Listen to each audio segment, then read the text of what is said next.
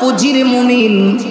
এই সময় যদি আপনি আমি অতিবাহিত করে ফেলি, আফসোস একদিন করব, কিন্তু আফসোস করে কোনো কাজে আসবে না। মুমিন রে, এই সম্মানিত মাসসমূহকে সম্মান দেওয়া দরকার। এই মাসের প্রতিটা সেকেন্ড, প্রতিটা মুহূর্তকে কাজে লাগানো দরকার।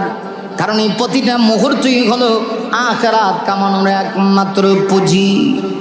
একটু খেয়াল করে দেখো, আমার পবিত্র কোরআন শরীফের ভিতরে সময়ের কসম করেছেন, কালের কসম করেছেন, জামানার কসম আমার আল্লাহ করেছেন।